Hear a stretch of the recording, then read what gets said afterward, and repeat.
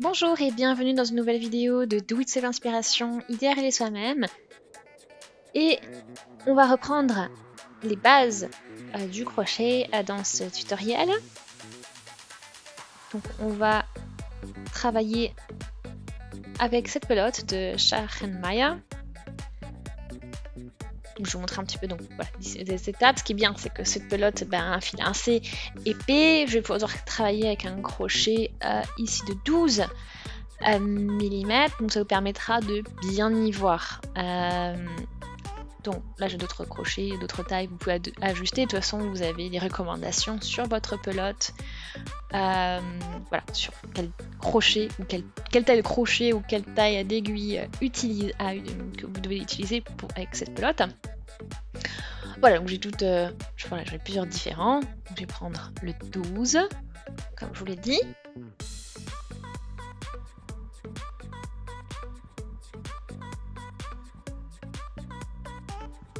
Alors,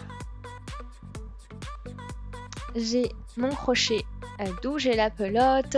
Voilà, vous avez vu en fait, c'est même recommandé 15 mm pour la taille de crochet et d'aiguille. Donc je suis un peu plus petit. Donc vous avez toutes les indications un petit peu de ce qu'il vous faut pour suivant ce que vous voulez faire. Donc c'est toujours pratique quand vous avez ces indications sur les pelotes. Donc c'est du 100 grammes, 50 mètres. Voilà les instructions aussi pour le lavage, par exemple. Voilà, donc c'est de l'acrylique et de l'alpaga dans cette pelote, donc 60% d'acrylique, 40% d'alpaga. Voilà, vous avez aussi le code couleur qui est 166 par exemple pour cette pelote. Voilà, donc là on va voir vraiment les bases, revoir les bases du crochet dans ce tutoriel. Donc on va vraiment voir les points que vous allez utiliser le plus en fait. Donc, comment on commence déjà? On va déjà prendre le fil. De toute façon, on doit commencer souvent avec soit un nœud coulissant, un nœud magique, soit avec une chaîne de mailles en l'air, ça dépend ce qu'on fait. Donc j'ai déjà, sur la chaîne, vous pouvez déjà trouver plusieurs cours de base, mais là je vous fais un petit récap. Donc comment on commence? On va positionner notre fil comme ceci sur les deux doigts. Enfin sur votre main, c'est comme vous voulez. Ensuite vous croisez, vous faites le tour de vos deux doigts, vous croisez le fil, donc vous avez vu comment vous êtes positionné, et on va piquer le crochet dans le cercle que l'on vient de créer, qui est autour des doigts, et vous voyez que vous avez le fil derrière vous, là, ce fil que vous avez utilisé pour faire votre cercle, et bien vous allez l'attraper avec le crochet, comme ceci, et vous avez une boucle qui vient avec votre crochet, et donc vous ajustez le tout autour de votre crochet, ça vous fait donc votre première maille, en fait, donc votre première boucle, et vous avez vu c'est réglable, vous pouvez faire quelque chose de plus ou moins lâche, mais en général voilà, on laisse cette boucle, cette maille en l'air, voilà, assez ajustée par rapport au crochet, sans trop serrer non plus, parce que sinon après vous avez avoir un peu du mal à travailler. Donc le but c'est vraiment de bien le mettre en place sans trop serrer non plus. Donc maintenant je vous remontre. Vous voyez là par exemple si je fais quelque chose de plus petit, c'est un peu plus galère. Et d'ailleurs vous voyez, ça ressemble à ça. Après vous pouvez pas, c'est fragile parce qu'il faut toujours laisser une petite longueur pour pouvoir coudre. Et là si vous faites trop court par exemple, il n'y a pas de possibilité de coudre et ça peut fragiliser un petit peu votre travail aussi. Donc ça serait dommage que ça se défasse facilement après avoir fait un travail au crochet. Tout travail que vous pouvez faire comme ceci. Donc voilà, je reprends, je refais mon démarrage du coup, donc avec un peu plus de marge au niveau de mon fil. Donc je vais récupérer le fil avec le crochet.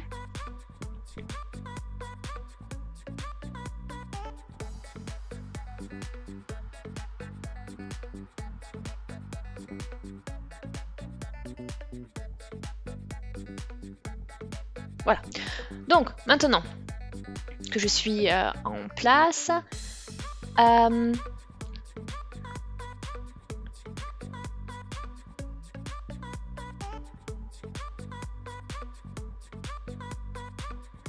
Voilà, là après maintenant je positionne le fil. Le fil c'est vraiment, je le positionne comme ça, mais après vous, c'est vraiment à vous de voir comment vous êtes confortable avec le fil quand vous le positionnez. Donc c'est vraiment à vous de tester. Et une fois que vous êtes positionné, eh bien vous pouvez commencer à accrocher les mailles en l'air. Vous avez votre base, vous avez votre fil qui est tendu comme vous pouvez, enfin qui est positionné, et en fait vous allez le chercher, vous allez le passer dans la boucle que vous avez tout d'abord créé, que vous avez au niveau de votre crochet, et ensuite vous cherchez le fil, vous créez une nouvelle boucle, une nouvelle maille, et ça ce sont les mailles en l'air que vous êtes en train de crocheter. Là, vous pouvez le voir, elles se dessinent bien.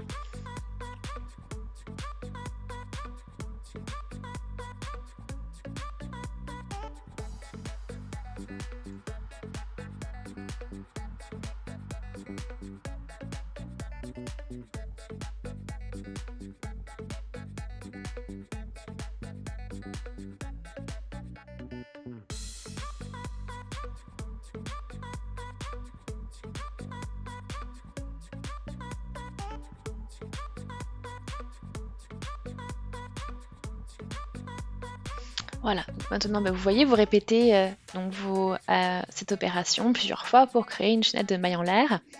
Vous voyez, hein, tout simplement, vous cherchez le fil et vous passez dans les boucles. Donc ça, ce sont les mailles en l'air, pardon, et ça vous permet voilà, de construire une base pour votre projet.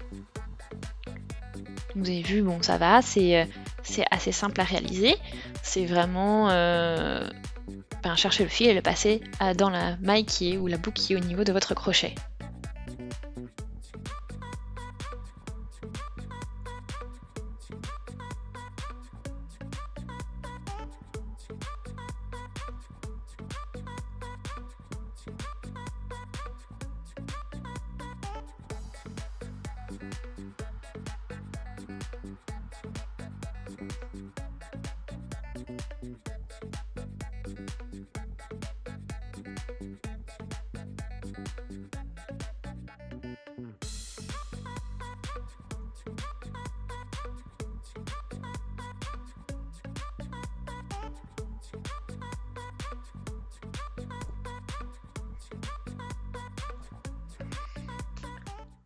Voilà.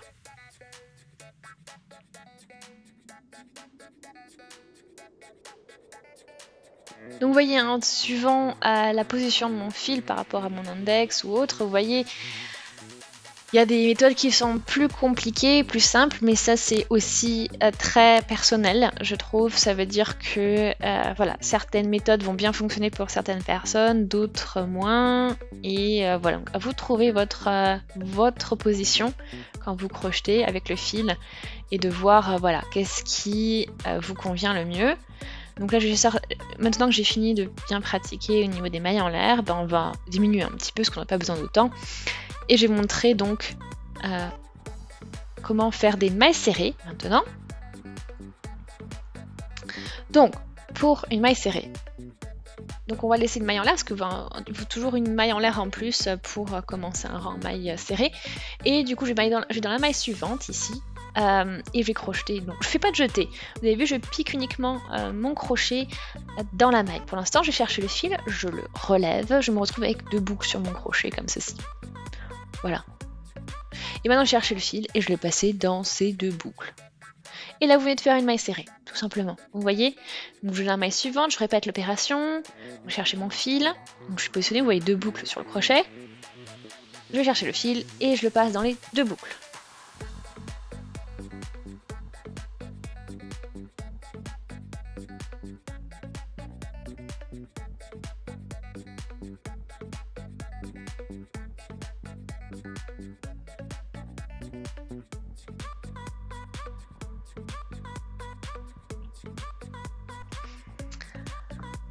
Donc on poursuit, donc vous voyez, on va faire tout le rang complètement en mailles serrées. Vous pouvez comme ça, voilà, vous entraîner à faire des mailles serrées. Donc ça c'est votre base. Et vous voyez, hein, ce qui se dessine aussi en haut de vos mailles serrées, c'est comme si vous aviez une chaînette de mailles en l'air qui se dessinait au-dessus de vos mailles serrées. Donc vous voyez bien ces V, ces mailles, voilà, qui se dessinent sur chacune de vos mailles serrées. Vous en avez une.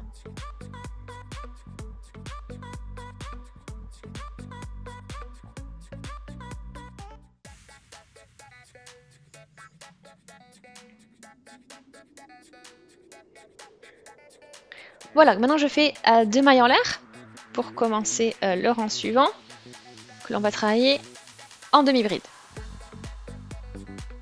Voilà, quand vous avez vu, une maille en l'air pour une maille serrée, 2 mailles en l'air pour une demi-bride. Donc cette fois-ci, je fais la différence avec la maille serrée, c'est que cette fois-ci, je fais un jeté. Donc je passe mon crochet sous le fil, comme ceci. Donc vous voyez, on passe dessous, je remonte, on répète l'opération plusieurs fois, comme ça vous voyez. Ensuite, je passe dans la première maille. Vous voyez, la maille, c'est ces 2 brins. Donc on passe bien sous les 2 brins. Ici.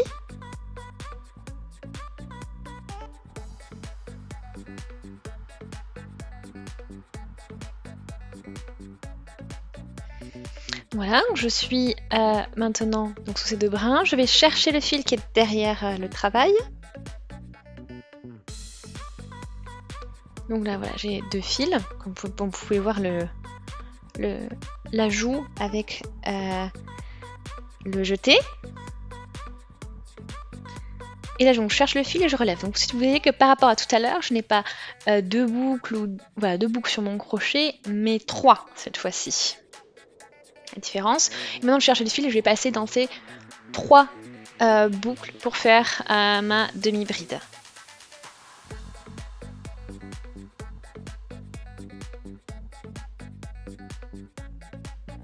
Voilà, donc en fait, ça vous fait quand même quelque chose de plus grand, de plus imposant donc, que cette maille serrée. Donc, ça veut dire que si vous travaillez entre travailler en maille serrée et en demi-bride, vous allez voir que vous allez atteindre vous allez terminer votre projet plus rapidement, logique.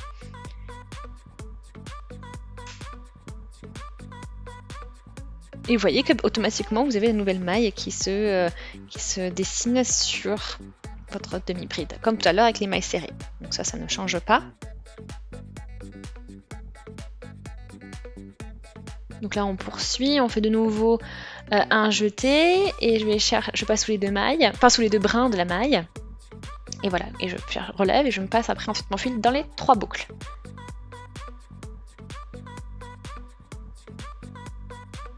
Ensuite on continue, jeter.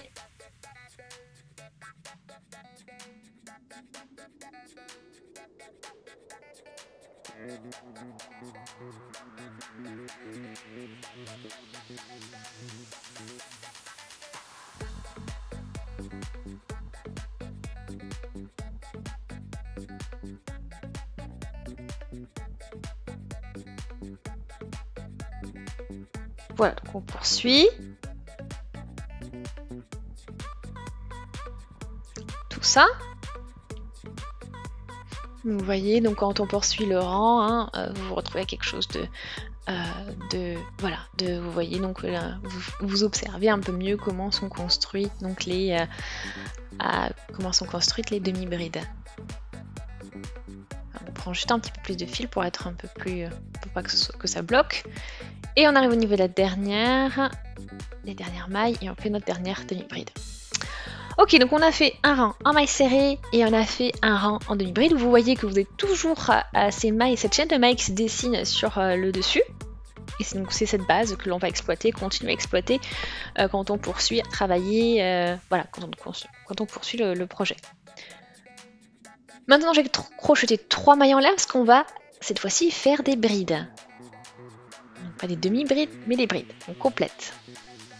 Donc pour cela, on va aussi donc faire un jeté. On pique sous les 2 brins de la maille ici, la première maille. On va chercher le fil.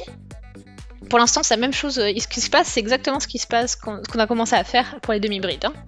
Donc vous vous retrouvez avec 3 boucles sur votre crochet.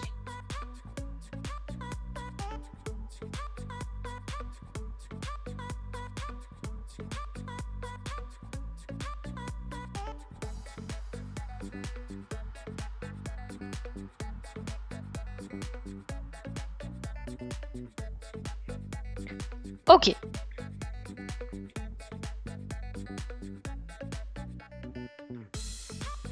Donc vous avez vu, je vous remontre, parce que bon, la différence c'est que vous ne faites pas à travers 3, mais 2 et 2. Donc vous avez vu, je passe d'abord dans 2 mailles et ensuite dans 2 mailles. Voilà, donc après vous avez vous voyez que vous gagnez encore en hauteur par rapport au demi-bride et au mailles serrées.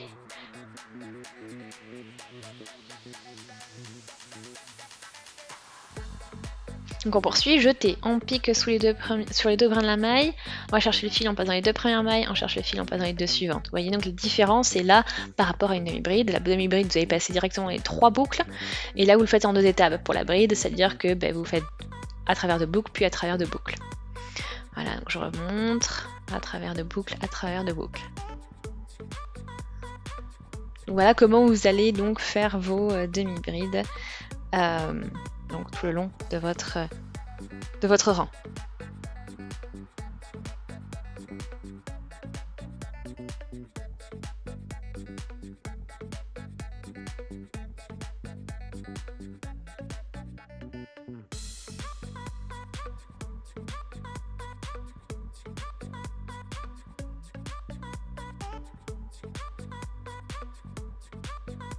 Voilà, donc vous voyez un petit peu les différences entre ces différents points, et vous voyez qu'en fait, plus vous gagnez en hauteur, plus ça va être un peu, moins ça va être compact. Vous voyez, un travail en maille serrée va être très compact, un travail en demi-bride aussi assez compact, mais un travail en bride, vous pouvez voir que vous commencez déjà à avoir un peu des trous entre des espaces entre les brides. Voilà. Donc j'espère que ça pourra vous aider, ces petites bases un petit peu détaillées. J'espère que ça vous a été utile. Aimez la vidéo si c'est le cas, laissez des commentaires, vous avez des suggestions, abonnez-vous à la chaîne si ce n'est pas encore fait. Donc voilà, comme dit, j'espère vraiment que ça vous aidera dans vos futurs projets et que vous avez bien pu suivre. Et donc on se dit à très très vite. Merci. Salut!